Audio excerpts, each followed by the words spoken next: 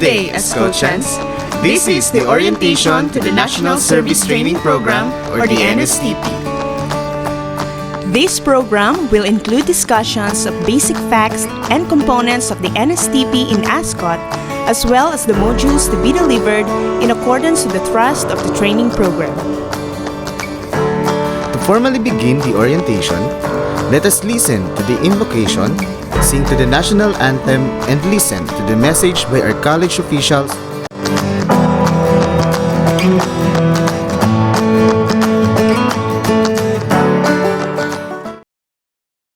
Heavenly Father, we come to you today asking for your guidance, wisdom, and support as we begin this program.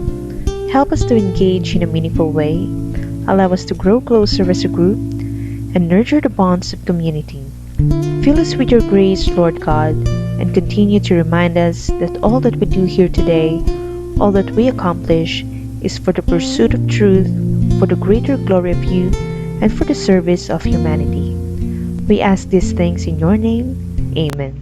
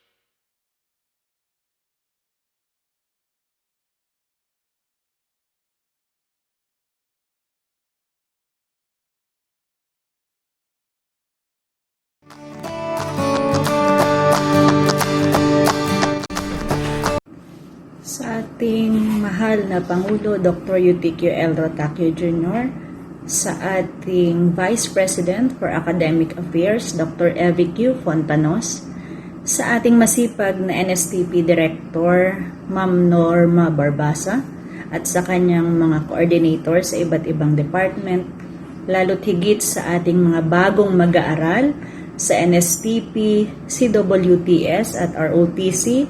Magandang araw sa ating lahat. Welcome sa Ascot family. Tunay nga na napakahirap ng panahon natin ngayon sapagkat sa kabila ng pandemya ay kailangan nating ituloy ang ating pagsisikap na maitaguyod ang panuruang 2021-2022. Isa ang NSTP sa mga apektado sa mga restrictions na pinapatupad ng ating pamahalaan. Subalit, kailangan nating ipagpatuloy ang mga gawain natin sa programang ito at kailangan nating maibigay ang tamang kaalaman at matutunan ng ating mga mag-aaral ang mga core values na dapat nilang matutunan mula sa programa ng NSTP. Nagpapasalamat ako sa mga masisipag na coordinator sa pangunguna ng kanilang direktor, Ma'am Norma Barbasa, na nagsusumikap na maitaguyod ang lahat ng mga gawain ng NSTP. Sa kabila ng pandemyang ito ay patuloy nating sinosolusyonan at binibigay sa ating mga mag-aaral ang tamang mga gawain para ang kanilang mga dapat matutunan sa NSTP program ay kanilang makamit. Muli ay magandang umaga sa ating lahat at welcome sa Ascot family. Patuloy tayong mag-ingat. Maraming salamat.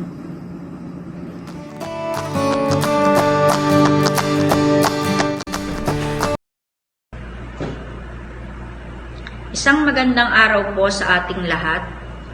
Sa ating pong mahal na Pangulo ng Kolehiyo, Dr. Eutikio L. Rotacio Jr., sa ating mga pangalawang Pangulo, Dr. Evie Q. Fontanos, Forester Michelle A. Resueño at Dr. Eusebio V. Angara, sa ating Group Commander of the 3rd RCDG, Colonel Roberto B. Sarmiento, Ascot ROTC Commandant Major Alfadsar M. Salim, sa ating pong mga facilitators at lalong higit sa mga mag-aaral ng ating kolehiyo, welcome po sa ating National Service Training Program Orientation. Ang pangunahing layunin po ng National Service Training Program ay upang mapalawak ang kagalingang pansibiko at defense preparedness ng mga mag-aaral bilang sila ay napakahalagang resource ng ating komunidad. Ito po ay isinasagawa natin sa pamamagitan ng pagbibigay ng mga pagsasanay at pag-aaral na may kinalaman sa iba't ibang issues and concerns kagaya ng citizenship, environmental protection, peace education, disaster awareness, preparedness and management, community engagement at marami pang iba. Bagamat tayo po hanggang sa kasalukuyan ay may kinakaharap na pandemya, ang NSTP po sa tulong ng bawat isa ay nagpapatuloy upang magampanan at maisakatuparan ang mga programa para sa ating mga kabataang mag-aaral.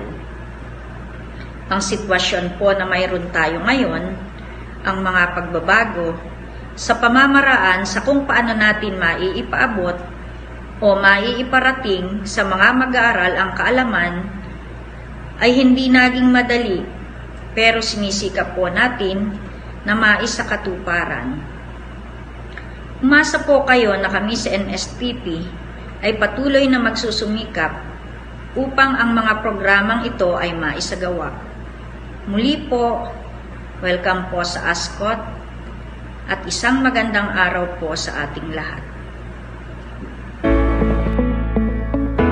Since the beginning of the new administration, Ascot has embraced a new vision and mission in which the NSTP will be anchored.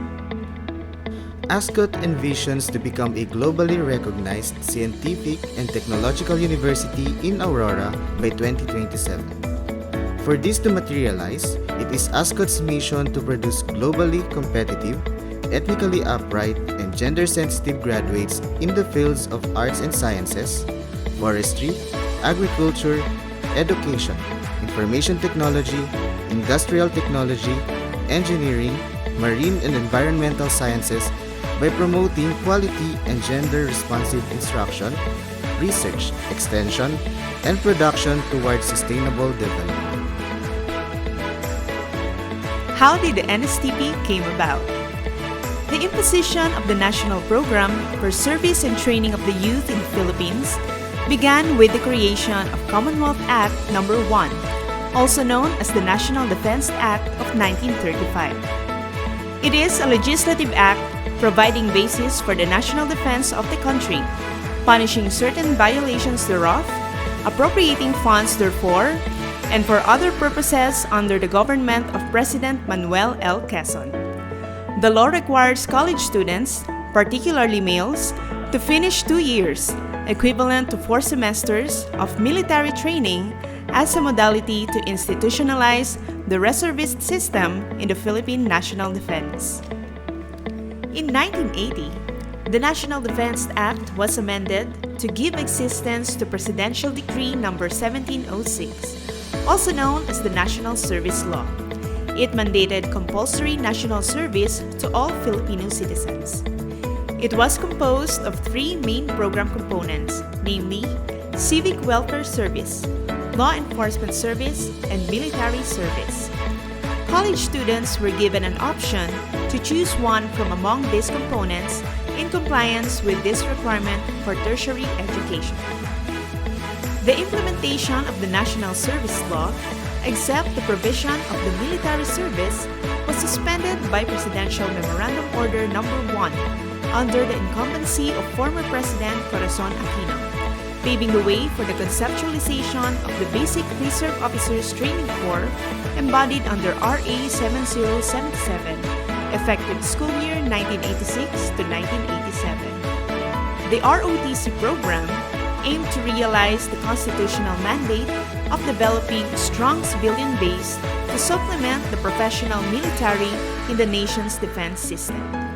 It was designed to initiate the ROTC trainees in the rudiments of soldiership, instilling in them discipline and correct deportment.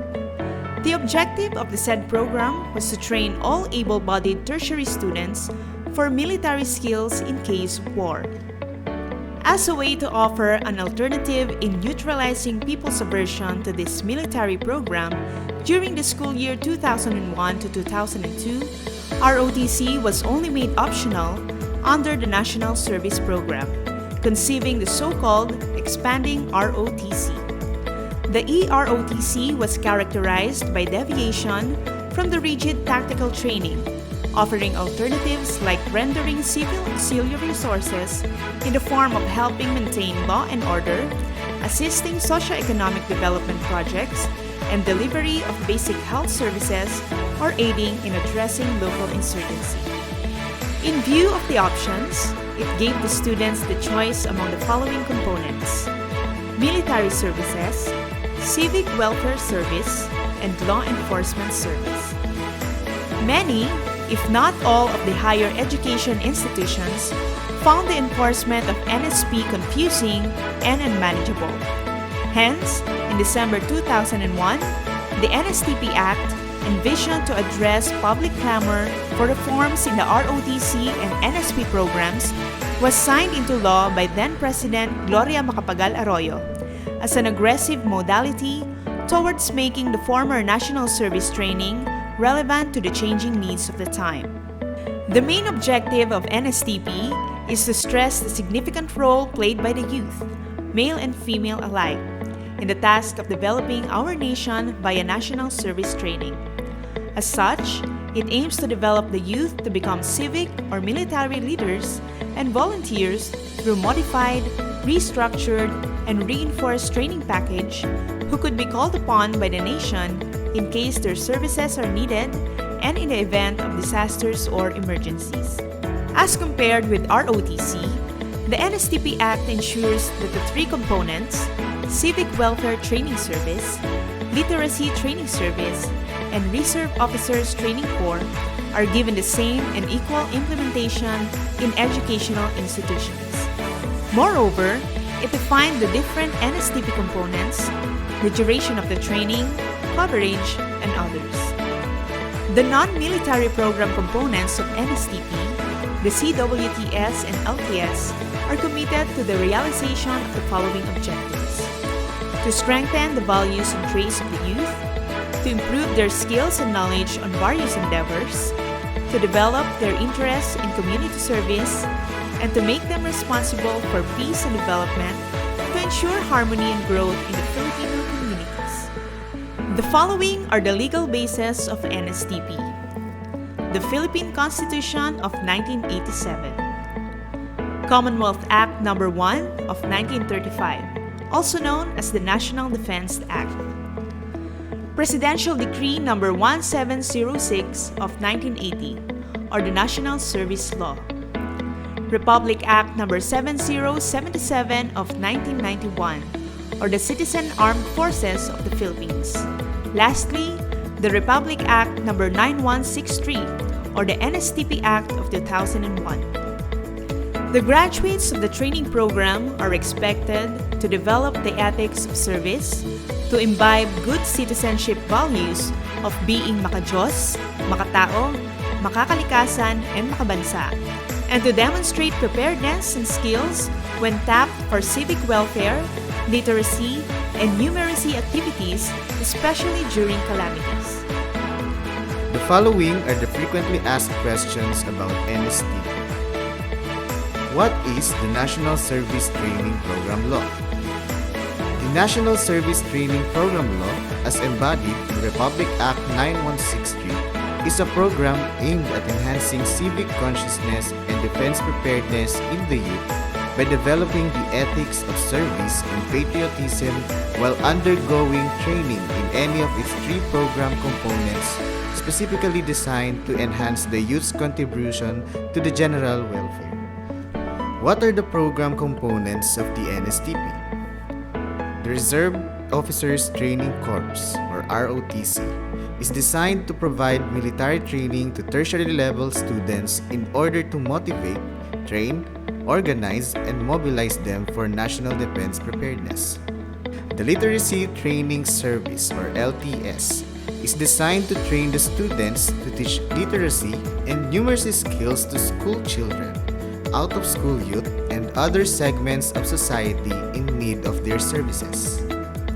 The Civic Welfare Training Service, or CWTS, refers to activities contributory to the general welfare and the betterment of life for the members of the community. It also refers to the enhancement of its facilities, especially those developed to improving health, education, environment, entrepreneurship, safety, recreation, and moral of the citizenry and other social welfare services. Who shall take the NSTP? All incoming freshman students, male and female, enrolled in any baccalaureate and in at least 2-year or technical vocational or associate courses are required to complete one NSTP component of their choice as a graduation requirement. How will the NSTP be taken up? Each of the NSTP components shall be undertaken for an academic period of 2 semesters and credited for 3 units per semester with 54 to 90 training hours per semester. What if the NSTP cannot be taken up during the regular semester? A 1-summer program in lieu of the 2-semester program may be designed, formulated, and adopted by the Department of National Defense and TESTA, subject to the capability of the school and the AFP to handle the same. What if the NSTP program component chosen by a student is not offered in his or her school? Schools that do not meet the required number of students in order to conduct a program component or do not offer the component chosen by their students shall allow them to cross-enroll to other schools irrespective of whether the school is under CHED or TESDA, and for ROTC, whether they are managed by different AFP branches of service.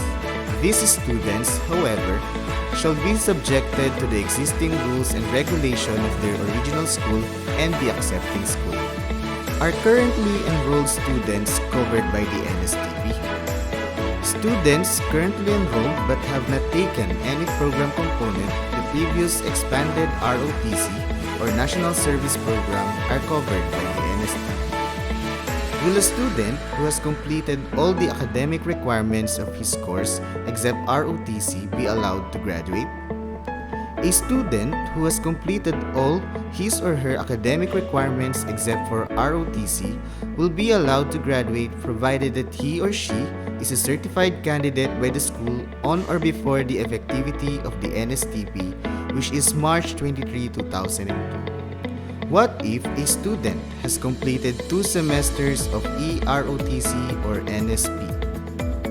He or she is deemed to have complied with the NSTP requirement. What if a student has only taken 1 semester of basic ROTC and EROTC? He or she shall take 1 more semester of any of the NSTP components to qualify for graduation. What will become of NSTP graduates? Graduates of the non-ROTC components shall belong to the National Service Reserve Corps or NSRC that could be tapped by the state for literacy and civic welfare activities. Graduates of the ROTC component shall form only part of the AFP Citizen Armed Force, subject to DND requirements. How can a student continue to qualify for enlistment in the AFP Reserve Force? He or she may qualify for enlistment in the AFP Reserve Force as long as he or she has completed the 2 semesters of basic ROTC. How much fee will be charged for an NSTP component? No fees shall be collected for any of the NSTP component except basic tuition fees, which should not be more than 50% of the charges of the school per academic year. What student incentives can be provided by the NSTP? First is a program assistance or incentives for ROTC students from DND, which will be in accordance with existing laws and regulations and subject to the availability of funds. School authorities concerned, SHED and TESDA, shall ensure that health and accident group insurances are provided to students enrolled in any of the NSTP components. Lastly, a special scholarship program for qualified NSTP students shall be administered by SHED and TESDA. Who is responsible for supervising the NSTP? School authorities shall exercise academic and administrative supervision over the design, formulation, adoption, and implementation of the different NSTP components in their respective schools. In the case of ROTC, the school authorities and DND shall exercise joint supervision over its implementation. What lead agencies will monitor the implementation of the NSTP? SHED regional offices, TESDA, provincial and district offices, and the DND AFP through the major service commands and their ROTC units shall oversee if the trainings conducted are in consonance with the Republic Act. Is the NSTP available in all schools and universities? All higher and technical vocational educational institutions shall be offering at least one of the NSTP components, while state universities and colleges will offer the ROTC component and at least one other NSTP component. The syllabus of the NSTP-1 includes topics which will prepare students for the immersion phase or the NSTP-2. It is divided into two categories: the common modules and the specific modules. The common modules focus on the following: citizenship training, drug addiction, disaster awareness, preparedness and management, environmental protection, and other national security concerns. The specific modules are the set of modules designed for non-military components, the CWTS and LTS. Here in Ascot, since we only offer the CWTS, the specific modules are comprised of the following: Self and Filipino Society, Volunteerism, Peace Education, Emergency Response Training, and Introduction to Community-Based Management. In total, students enrolled in the CWTS program will render 54 training hours, the set minimum number of hours for NSTP-1. Optional modules will not be given. For the discussion of the ROTC program, let us listen to Colonel Roberto B. Sarmiento. Good morning. I'm Colonel Roberto B. Sarmiento, the Group Commander of the 3rd RCDG Unreserved Command. I am responsible for the administration of the Reservist and Retirees Affairs and the ROTC program in Region 3. Today, I'm going to give you an orientation on the ROTC program. So what is Reserve Officer Training Corps? The ROTC. ROTC is the primary source of reservist officers and enlisted reservists of the reserve force in the armed forces of the Philippines. Next is, it is one of the primary source of officers corps of the arms of the Philippines, which accounts for 64%, while the remaining 36% comes from other sources. Next, the ROTC is a program designed to provide military training to tertiary level students in order to motivate, train, organize, and mobilize them for national defense preparedness. We have two types of ROTC program, the basic ROTC program and the advanced ROTC program. The basic ROTC program is a 1-year or 2-semester program which consists of at least 120 training hours credited for 6 units. It will be conducted once a week, preferably on Saturdays or Sundays, at 4 hours per meeting for 15 consecutive weekends. The first semester shall be called ROTC Military Science 1, and the second semester shall be called ROTC Military Science 2. Next, the certificate of completion training shall be issued to graduates of basic ROTC training and shall be signed by the school registrar and the ROTC commander. It shall include rank and ATC number of the cadets. So, ito, para sa kalaman ng lahat. Lahat na nag-graduate ng basic ROTC ay may rango at may serial number na yan. No? As reservist. Ibig sabihin, pagkatapos nila na kunin ang basic ROTC program, upon their graduation, the Philippine Army in particular, or the Army Reserve Command, will issue AAP serial numbers and rank. So, yan yung nangyari. For the Advanced ROTC program, it is a 2-year or 4-year semester program. Ito naman yung mga kadete na magpapatuloy bilang isang cadet officer na mayroong plano na maging official ng regular force. The first semester shall be called ROTC or Military Science 31. Ito yung para sa advanced ROTC cadets. The second semester shall be called ROTC Military Science 32. It is 1 year or 2 semester program which consists of at least 100 training hours credited for 6 units. The first semester shall be called ROTC Military Science, MS41, and MS42 for the second semester. At yun pa rin, ang total niyan ay 6 units. Ibig sabihin, yung first semester, MS41, 3 units, and the second semester, MS42 is another 3 units. So equivalent to 6 units.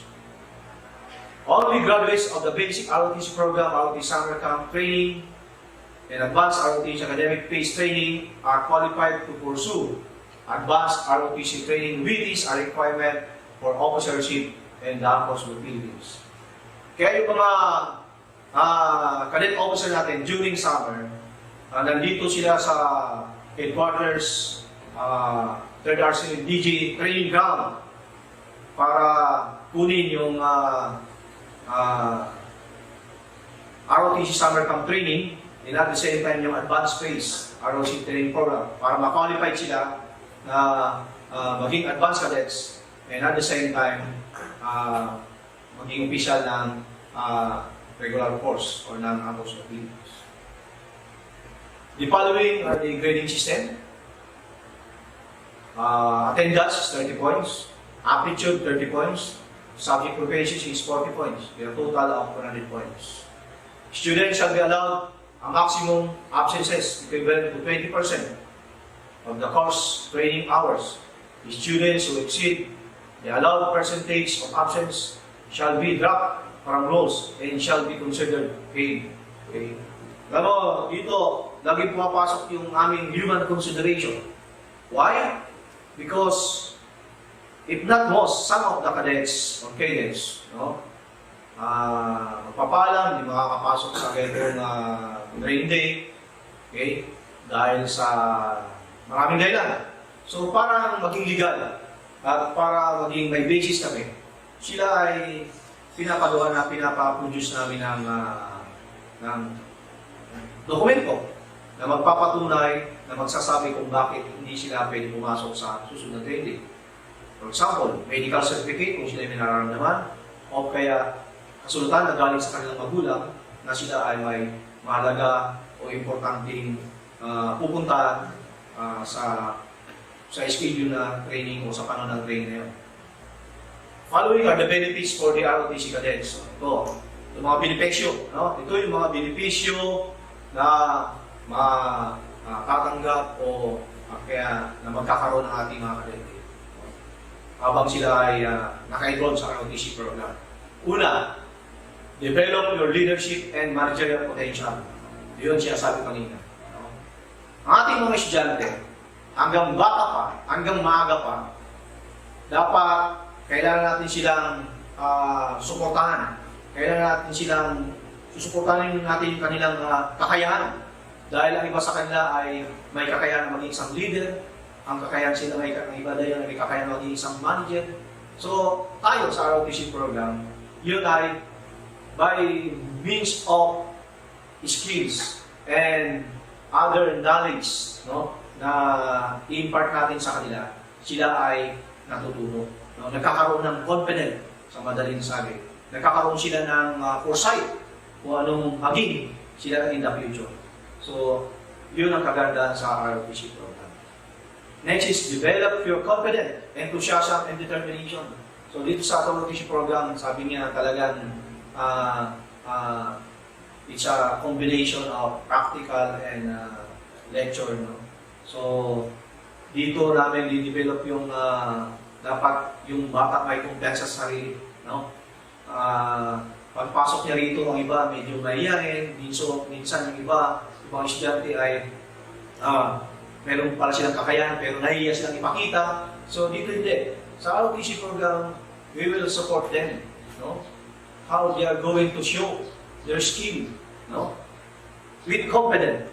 Okay? Parang sa ganun ay pagka-graduate nila, no, ng ROTC program, they are armed with basic knowledge, skill, and ability as a student. Next, enhance the values of courtesy, discipline, character, and attitude. Yan ang isa sa importante. No? Kagaya sinasabi ko kanina, sa haba ko ng panahon na hindi naging mandatory ng ROTC, naging optional na po yung ROTC program na wala pong disiplina at respeto ng ating mga kabataan. Kayo mismo ang makakapagsabi nila kung mali o tama ang sinasabi ko. Na karamihan sa kabataan ay nakakalungkot na yung kanilang respeto, kanilang disiplina ay nawawala. Na kung saan bilang isang Pilipino, dapat yan ang isa sa dapat maging pride natin. That a Filipino must be a disciplined and respect Filipino citizen. Dapat yan tayo. No? Yun ang kailangan natin. Lalo ngayon sa panahon na ito, kailangan natin ng disiplina. Disiplina ang kailangan para umangat ang pamumuhay natin. At higit sa lahat, para maging sulit ang direksyon ng ating bansa. Kailangan natin magkaisa, magkaroon ng disiplina. Next, develop your stability under pressure to have accurate decision. Dito sa ROTC program, no, may mga senaryo kami sa training na tinetest namin, no, ang isang ROTC cadets sa kanyang decision making. Okay? So, yan yung sinasabi na magkakaroon siya ng tamang decision even though siya ay may pressure, napipressure siya. So, ibig sabihin, doon makikita yung kakayahan ng isang estudyante kahit nasa sitwasyon siya na marami siyang iniisip at mayroong senaryo pero yung naging decision niya ay tama.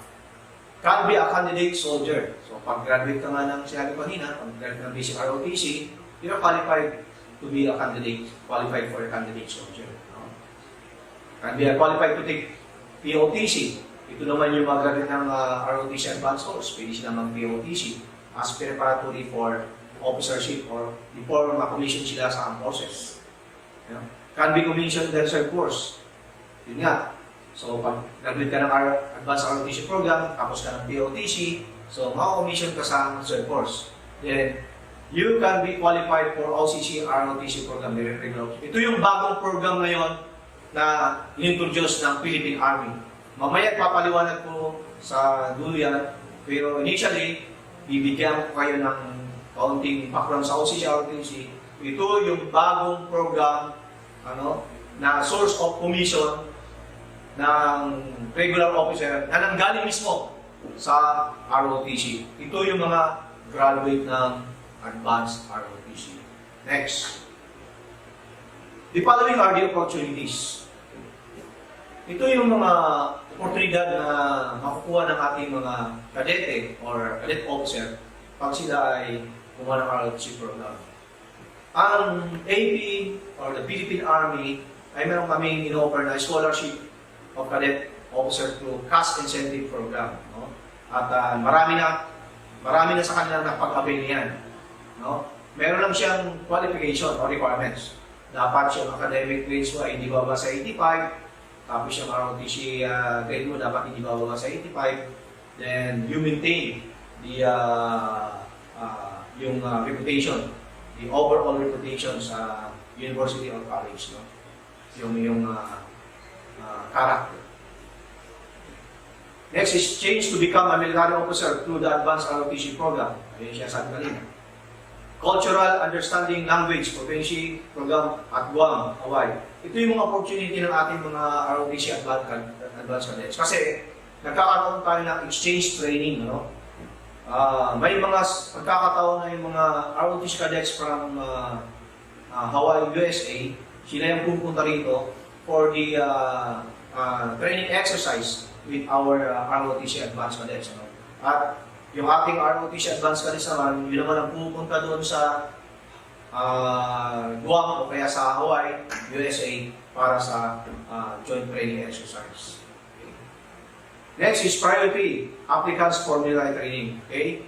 Next is, meron din kami yung Commanding General Philippine Army yung cash incentive, no? That is 12,000. My Chief of Staff Armed Forces of the Philippines, cash incentive 50,000. Then, complete set of uniform, bidet, combat boots, t-shirt, shoes, poncho, belt, hydration pack, and others, no? Yan yung mga mayroon na oportunidad na makikita na magkakaroon na natin ng ROTC cadet officer. Next is, ipapakita ko sa inyo yung sweldo ngayon ng active military para at least yung ating mga ROTC candidates or ROTC cadets, no? At least makita nila one of the stable job in our country is to become a military. Ibig sabihin, military profession. No? Yan ang pinakaisa sa mga stable job. At yung benefits, yung pay allowances ay hindi naman nahuli na. No? Actually, mataas na. Kung titignan nyo, yung candidate soldier ngayon is, yung basic fee niya is 18,000. No? Candidate soldier pa lang yan. Yung private, 29,000. I-compare mo sa other employee ng government na may salary grade 1 and 2. No? Private pa lang yan, 29,000 na. No? Yung probable secretary, 38,000. At yung second lieutenant is 42,000. Wala pa dyan yung mga allowances. Example ng allowances is yung subsistence allowance, and other allowances, combat training, clothing allowance, whatever. Marami yan. No? So, at least you join the ROTC program because there are so many opportunities na naghihintay sa inyo rito. Next is, what are the benefits of reservice? Ito naman, sa research po usapan natin. Next. Okay. Pre-hospitalization while on active duty status. Okay. Yung mga reservists natin, pag sila ay nasa active duty training at nagkaroon ng konting problema sa health or during the training, ay libre sila sa hospital. No? Meron tayong hospital sa military hospital. Then, entitled to receive uniform during active shift. So, may isang set of uniform sila na binibigay natin. Okay, authorized to avail access, goods and services, tax-free yan. Meron kami mga commissary na tax-free, yung mga goods doon. So, di ka avail, no?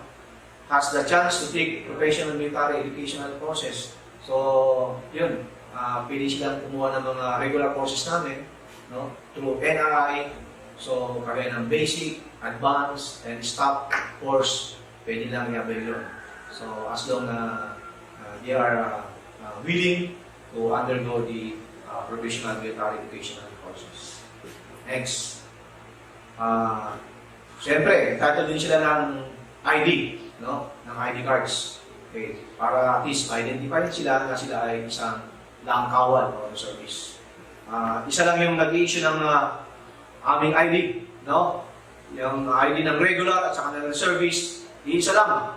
No? It is the Adjutant Philippine Army. So sa dinami-dami ng sundalo, pag nag-apply ka ng renewal of ID, matagal.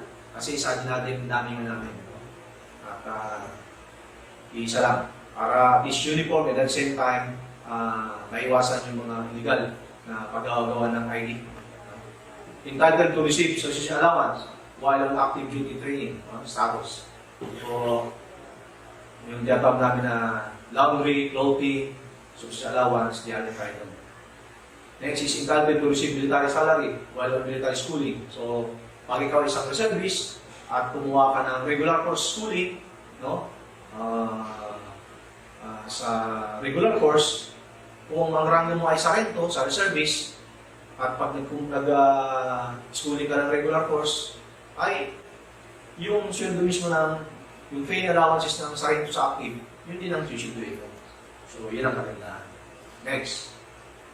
Okay, ano naman yung OCC ROTC program? Ito yung isa sa pinakamaganda ngayon na program sa taong ito. No?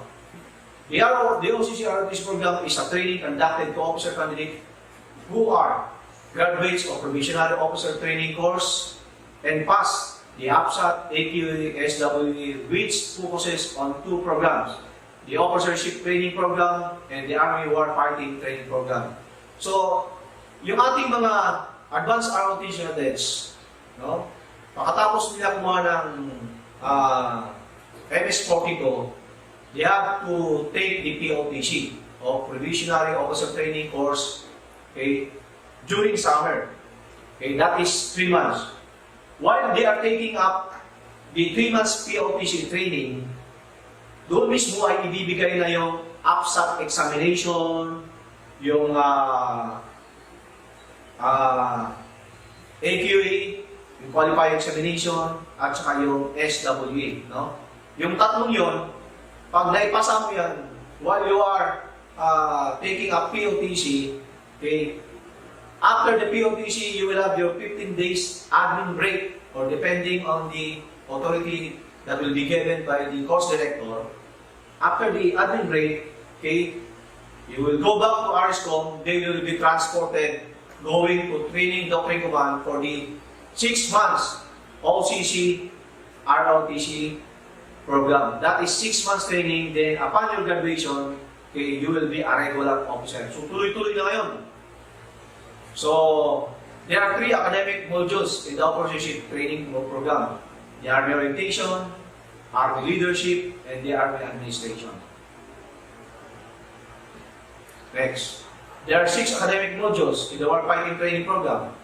The OCC ROTC program is a 6 months continuous training with a total of 960 training periods, or equivalent to 24 trainings. Kaya siya natin kanina. No? Yan, 6 months training yan. And the one who will conduct the training is the Training in Doctrine Command Philippine Army. Diyan yan sa Papas, no? Pang-order Papas talaga. Then, this is the objective of the OCC ROTC program.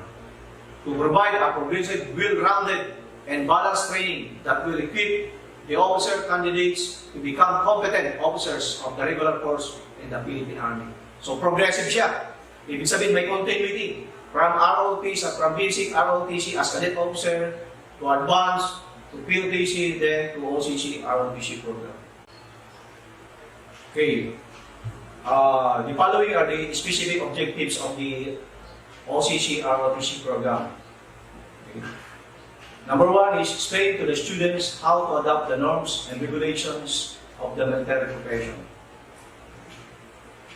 Number 2, train the students to develop the leadership skills. Number 3, train the students to develop the basic administration and management skills.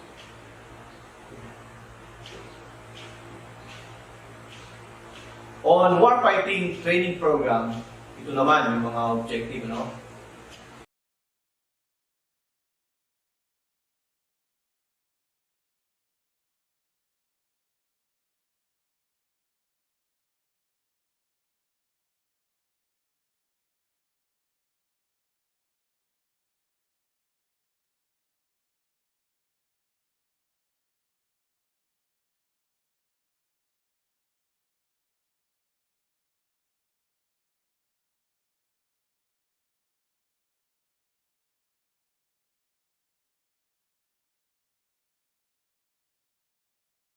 You want to be an Army officer? You join the ROTC program, the Reserve Officer Training Course. For basic ROTC program, yan yung mga qualification. For advanced ROTC program, yan naman yung mga qualifications.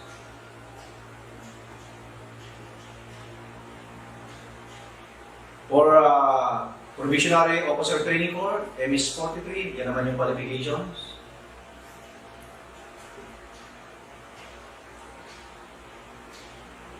Next.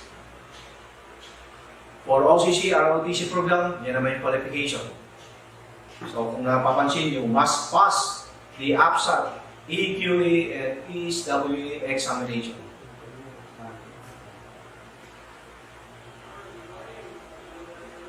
Okay. Ito yung challenge natin ngayon, no? Ito yung talaga yung isa sa mga challenge natin. In this situation, especially today, as we face the challenge against the COVID-19 pandemic, isa sa mga tanong is, paano natin gagawin yung training ng ROTC program considering the situation? No? So, of course, there is an ROTC program in all state universities and colleges because based on the Republic Act No. 963, and at the same time, it is part of the curriculum of the state universities and colleges. So, meron tayo pong ROTC program this calendar year, this school year. Paano natin gagawin to? No? Considering the situation. Okay? How the ROTC program introduced to the students during COVID-19 pandemic situation? Ito yung mga challenge natin.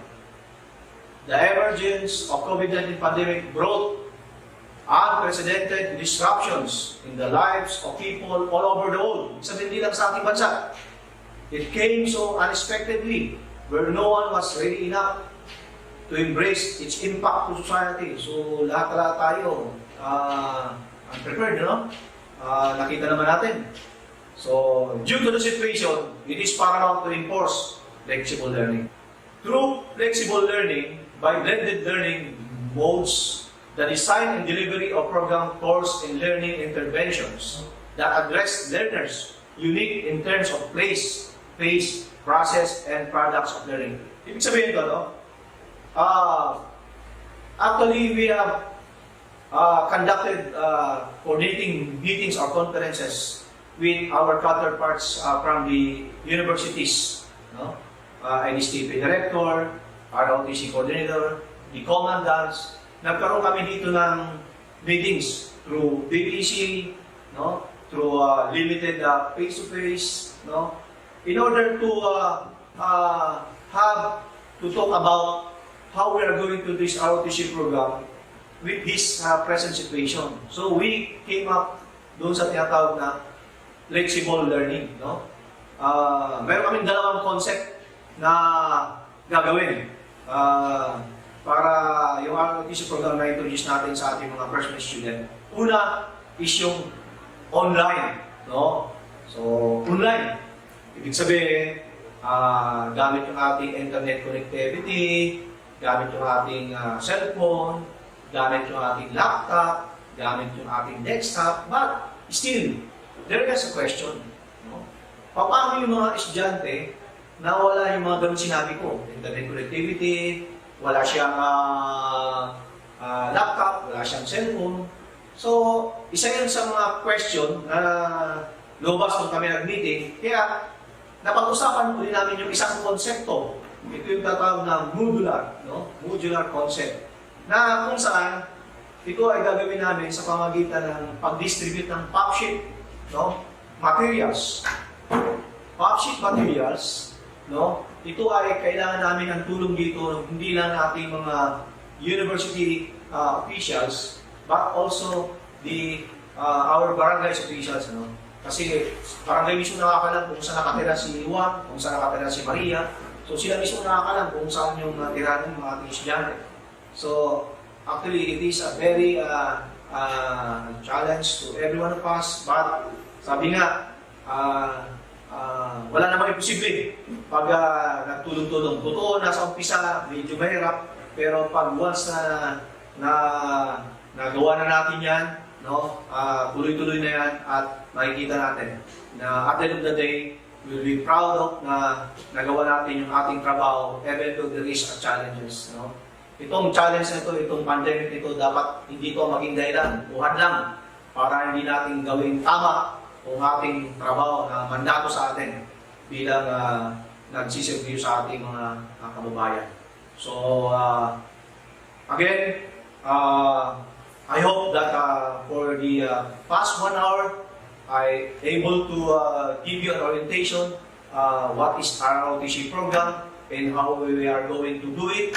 Okay, with this present situation, what I need from you is your cooperation and understanding, and the RCDG, the DMSD, the ROTC units is open to all students wanted to enroll ROTC program, and any clarification, questions na gusto nyo tanong ay pwede nyo itanong dun sa DMST at meron naman tayo mga personnel na naka-detail doon. Then, of course, we have a hotline number, we have a Facebooks, no, available. You can ask your any question. Ulitin ko, nandito ang inyong third RCDG para sa inyo, no? Hindi para kanino, kundi para sa inyo, lalo sa ating mga mag-aaral ng freshman student ng Korea na kukuha ng ROTC program. So, sa inyong lahat, ako ay nagpapasalamat sa pakikinig nyo sa isang oras. I hope that naibigay ko lahat yung tamang information. So again, tanungin natin ating sarili kung ano may tutulong natin sa ating bayan, lalo sa panahon na ganitong situation. So sa inyo lahat, stay safe, let us pray. Lahat ito ay magagawa natin with the guide of our Almighty, and at the same time, as your service bilang lingkod bayan ninyo dito sa aming himpilan, 10 ng aking mga kasamahan ay gagawin namin ang aming mandato ng tama, at kami ay susuporta sa anumang pangangailangan ninyo para maibigay namin ang tamang serbisyo pag ang pinag-usapan ay ROTC program. Sa inyo lahat, magandang umaga at mabuhay.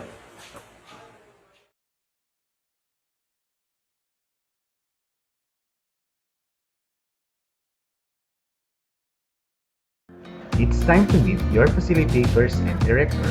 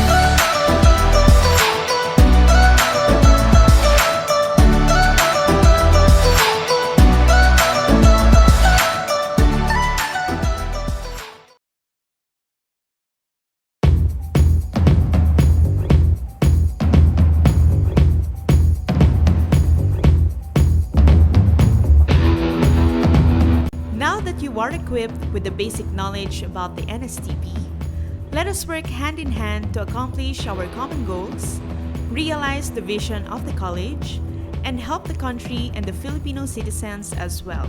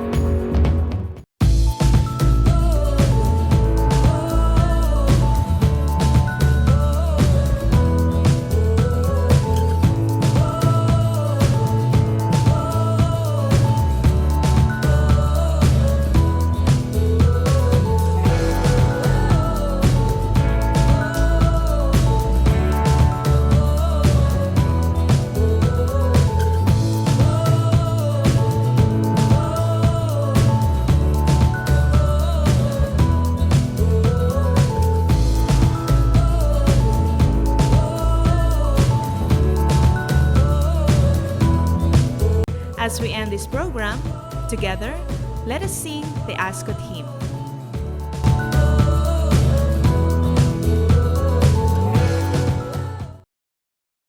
Aurora State College of Technology, sa lalawigan ng Aurora, pag-asa ka ng kabataan, kaganapan ng bayan, ang tapat mong pitaya, sa puso ko'y nakaugat na, ikaw nawa'y patnubayan ng poong may kapal, ang dakila mong karunungan ay dakilang karangalan, binusilak na layuning tapat, sa lahit sa bayan mo'y pinapanday ang pag-unlad. Aurora State College of Technology, ika'y laging idadalangin, bandila mo'y iwawagayway, pagkat ikaw